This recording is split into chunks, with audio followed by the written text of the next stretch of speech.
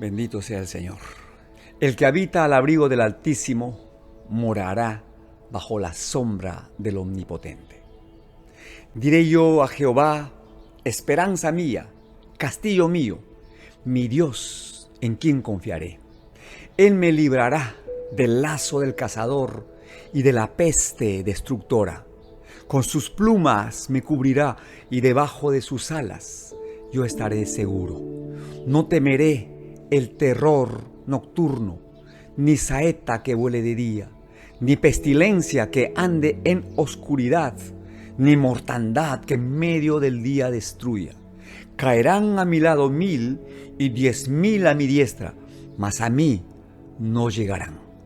Por cuanto he puesto a Jehová, que es mi esperanza, al Altísimo por mi habitación, no me sobrevendrá mal, ni plaga tocará mi morada.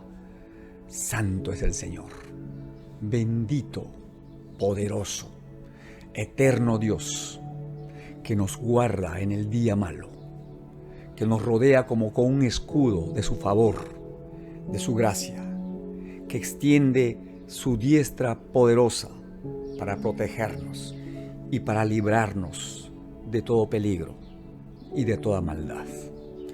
Gracias sean dadas al Señor. Bien, mis hermanos, he querido empezar esta reflexión citando una parte del Salmo 91, más aún en este tiempo en el que muchas personas, muchos miembros de la congregación, muchos hermanos en Cristo, muchos amigos y compañeros de milicia están siendo afectadas en su salud. Entonces vamos a confiar en la buena, agradable y perfecta voluntad de nuestro Dios.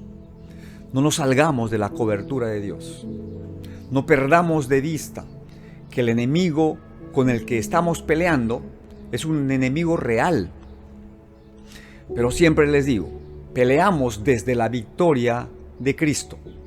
Apelemos, echemos mano a las promesas eternas del Señor. La palabra de Dios es clara.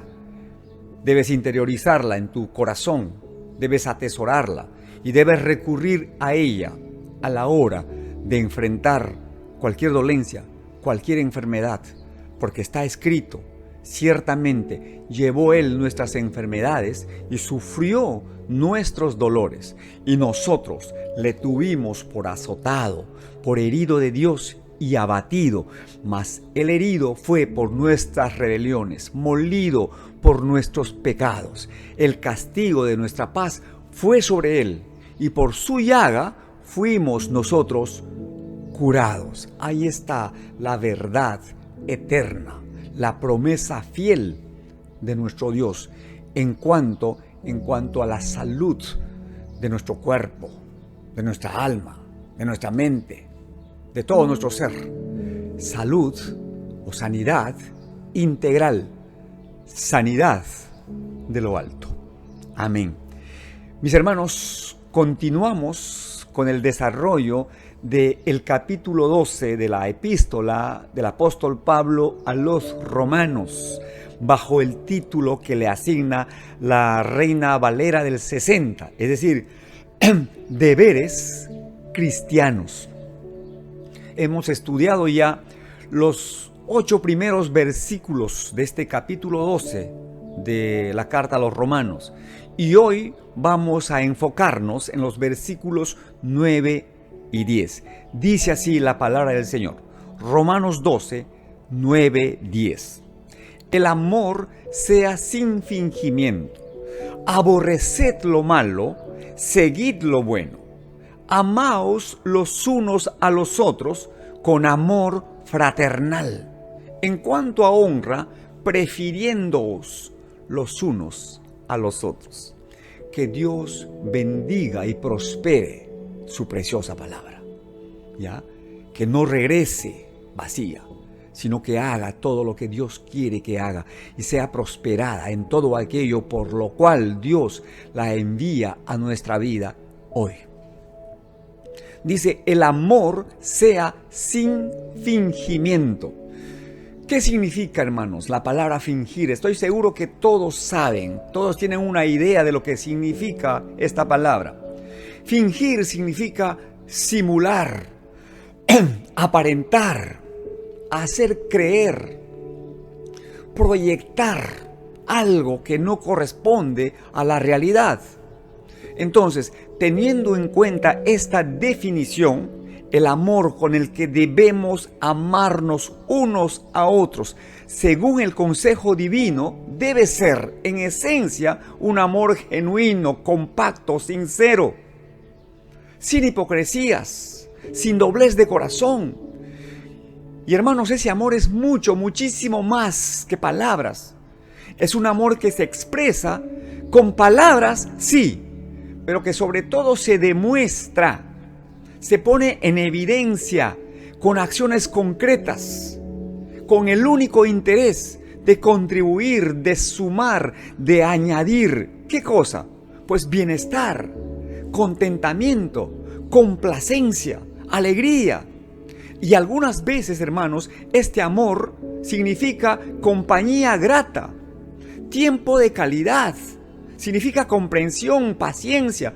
Otras veces este amor implica exhortación, reprensión, pero también es respeto, consideración, aprecio, valoración, admiración.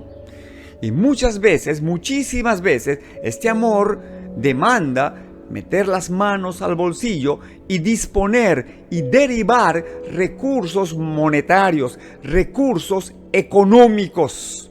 ¿Para qué? Para suplir alguna necesidad. Y hermanos, todo esto debemos procurar hacerlo con un elevado sentido de oportunidad. O sea, en el momento preciso, acudir al llamado de la necesidad. Hermanos, debemos pedirle a Dios que por medio de su Santo Espíritu produzca en nosotros sensibilidad, empatía, que nos haga voltear la mirada hacia la persona que está pasando por situaciones críticas en la vida. Ponte en el lugar de esa persona y sé un instrumento en las manos de Dios. Cualquier ayuda que des no va a generar pobreza en ti. Al contrario, pones a prueba a Dios. Porque el Señor dice que el que da a un pobre, a Dios le presta. Y que yo sepa, según la palabra del Señor, Dios no es deudor de nadie. En fin, que Dios nos ayude, hermanos, más aún en estos tiempos en los que la necesidad, en todo orden de cosas, se ha agudizado terriblemente. Continuamos con el desarrollo de nuestra carta. ¿Qué más dice la epístola? Dice, aborreced lo malo. Es decir, hermanos, tenemos que hacer algo. Tenemos que actuar en contra de todo aquello que está en conflicto con la palabra de Dios. Tenemos que mostrar nuestro desagrado y oponernos contra toda forma de maldad. Por lo que más quieras, no te prestes a la burla, al chisme, al engaño o a cualquier otro comportamiento que pueda acarrear perjuicio y sufrimiento, tanto emocional, moral o físico, a cualquier persona. Más bien ponte del lado del que sufre, porque mañana podrías estar tú en esa misma orilla. Sé un instrumento, una herramienta en las manos de un Dios de amor. Miren, el salmista escribió, bienaventurado el varón que no anduvo en consejo de malos, ni estuvo en camino de pecadores, ni en silla de escarnecedores se ha sentado, sino que en la ley de Jehová está su delicia, y en su ley medita de día y de noche. Será como un árbol plantado junto a corrientes de aguas, que da su fruto en su tiempo y su hoja no cae. Y todo lo que haga prosperará. No así los malos, que son como el tamo o como la hierba seca que arrebata el viento. Por tanto, no se levantarán los malos en el juicio, ni los pecadores en la congregación de los justos. Porque Jehová conoce el camino de los justos, mas la senda de los malos perecerá. Ahí está el consejo divino. Y este consejo, hermanos, nos lleva al siguiente requerimiento de la palabra de Dios, manifestado a través de esta epístola. No solo debemos aborrecer lo malo, sino que en contraparte debemos seguir lo bueno. Y esto, mis hermanos, exige, demanda tener valor y determinación para escoger y elegir lo que es bueno, lo que es correcto, cueste lo que cueste. En tal sentido, la Escritura es clara al expresar la voluntad perfecta de Dios para nosotros. En el libro de Deuteronomio, capítulo 30, versículo 19, dice así la palabra del Señor: a los cielos y a la tierra llamo por testigos hoy contra vosotros, que os he puesto delante la vida y la muerte, la bendición y la maldición. Escoge pues la vida para que vivas tú y tu descendencia. Y en el libro del profeta Isaías, capítulo 1, versículos 16 al 18, dice la palabra de Dios: lavaos y limpiaos, quitad la iniquidad de vuestras obras de delante de mis ojos. Dejad de hacer lo malo, aprended a hacer el bien, buscad el juicio, restituid al agraviado, haced justicia al huérfano, amparad a la viuda. Venid luego, dice Jehová, y estemos a cuenta. Si vuestros pecados fueren como la grana, como la nieve serán emblanquecidos. Y si fueren rojos como el carmesí, vendrán a ser como blanca lana. Ahí está el requerimiento divino, la medida del Señor, el estándar de la palabra de Dios. Y mis hermanos, ustedes saben que el Señor no hace invitaciones. Dios da mandamientos, y los mandamientos los cumples o no los cumples, no hay más.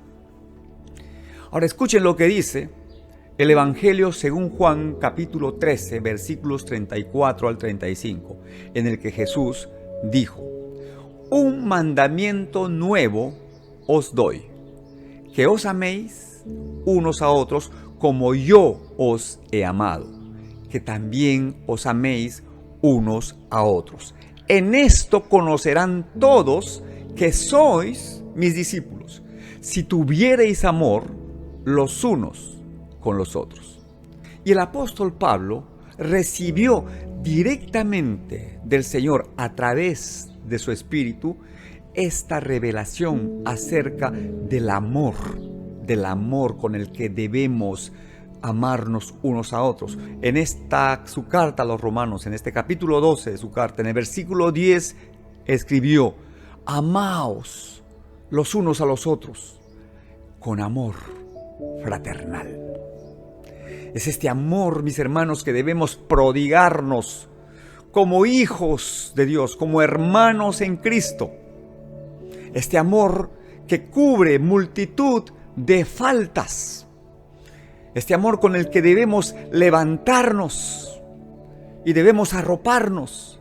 Es un amor desprendido, generoso, abnegado. Es un amor compasivo, sacrificado, trascendente. Amor que nunca deja de ser. Debemos amarnos así, con amor fraternal, porque somos de la familia de Dios. Como dice el estribillo de una vieja canción que se cantaba en la iglesia oficial, ¿se acuerdan?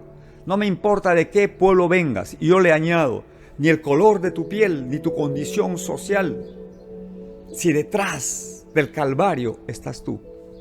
Si tu corazón es como el mío, o sea, un corazón sanado y restaurado por Dios, pues dame la mano. Eres mi hermano. No somos extraños, no somos unidades aisladas. Repito, somos hermanos y hermanas, hijos de un mismo Padre y servimos y vivimos para un mismo Dios. Y para decirlo en términos estrictamente escriturales, en la carta del apóstol Pablo a los Efesios, capítulo 4, versículos 1 al 6, dice el apóstol: yo pues, preso en el Señor, os ruego que andéis como es digno de la vocación con que fuisteis llamados, con toda humildad y mansedumbre, soportándoos con paciencia los unos a los otros en amor, solícitos en guardar la unidad del Espíritu en el vínculo de la paz, un cuerpo y un espíritu, como fuisteis también llamados en una misma esperanza de vuestra vocación, un Señor, una fe, un bautismo, un Dios y Padre de todos, el cual es sobre todos y por todos y en todos. Hermanos, es la palabra de Dios, el requerimiento de Dios, la demanda del cielo. Debemos amarnos con amor fraternal. Debemos sobrellevar las cargas unos con otros. Y finalmente el pasaje que estamos estudiando termina diciendo: en cuanto a honra, prefiriéndoos los unos a los otros. Hermanos, debemos ser generosos en cuanto a la expresión de nuestros afectos, aprovechando al máximo cada oportunidad que tengamos para señalar y resaltar las cualidades y virtudes que de hecho tienen todas las personas. No escatimemos halagos, valoración, admiración. No hay pierde. Todo lo contrario, esto es abono que fertiliza la tierra de nuestras relaciones interpersonales. No cuesta nada ser amable, bondadoso, considerado, atento. No cuesta nada, de verdad que no. Prestar atención para atender a las necesidades y a los requerimientos de los demás no cuesta nada. Es cuestión simplemente de disponernos a escuchar, no para contestar, sino para ayudar, para contribuir. Y a veces no necesitamos decir nada. ¿Cuántas veces en mi condición de pastor, ejerciendo la consejería pastoral, me he encontrado con que tan solamente prestando atención a las personas, escuchando a las personas, producimos bienestar, sosiego, paz en el corazón? Y uno simplemente con decirles: toma asiento, hermano, ¿en qué te puedo servir? Y ahí mismo abren la boca para soltar y soltar y soltar. Y una vez que han vaciado todo, se sienten pues aliviadas, aligeradas. Muchas veces me ha pasado, estoy a punto de darles un consejo a la luz de la palabra, de citarles la palabra, si se acercan y te abrazan o te tienden la mano y te agradecen, ¿verdad? Diciéndote: gracias, pastor, no sabe lo bien que me siento. Es que está demostrado, hermanos, que más de la mitad de los problemas que surgen en la familia, en la sociedad y aún en la iglesia, tienen que ver con la falta de valoración, de consideración, de reconocimiento y de gratitud, entre otras cosas. Entonces, no hay que escatimar nada, hermanos. No hay que escatimar. Obviamente, hay que ser sabios y hay que ser prudentes, sin caer en la exageración del halago y evitando las lisonjas y procurando evitar también cualquier gesto hipócrita. Hay que ser genuinos en la expresión de nuestros afectos. Por supuesto que hay personas, porque hay de todo en la viña del Señor, hay personas que se molestan y se resienten si no se las reconoce públicamente, si no se las menciona, y aún se alejan de nosotros porque no las miramos, no tuvimos algún gesto con ellas o con ellos, o no las llamamos, en fin. Pero Dios quiere que seamos agentes de paz y de reconciliación, ¿ya? Por otro lado, la mayor prueba de madurez y espiritualidad de un verdadero cristiano, un creyente, un discípulo de Jesucristo, es la humildad y la mansedumbre. Jesús dijo: aprendan de mí, que soy manso y humilde de corazón, y hallarán descanso para sus almas. La palabra de Dios contiene abundante consejo, mis hermanos, en relación a este tema, ¿ya? Por ejemplo, el apóstol Pablo en su carta a los Filipenses nos da este consejo, que debemos atesorarlo en nuestro corazón. Dice, nada debe nacer por contienda o por vanagloria. Antes bien, con humildad debemos considerar a los demás como superiores a nosotros mismos.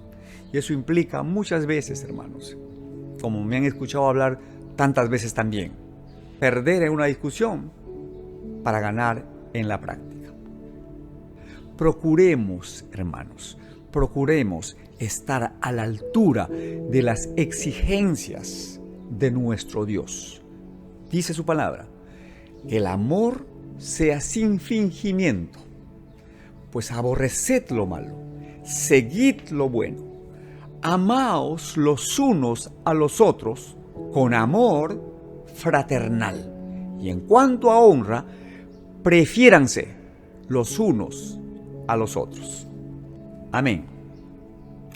Listo, mis hermanos. Vamos a quedarnos en este punto. Que el Espíritu Santo produzca en nosotros así el querer como el hacer y nos ayude a inclinar nuestra voluntad, nuestro corazón hacia la obediencia de la palabra del Señor. Amén.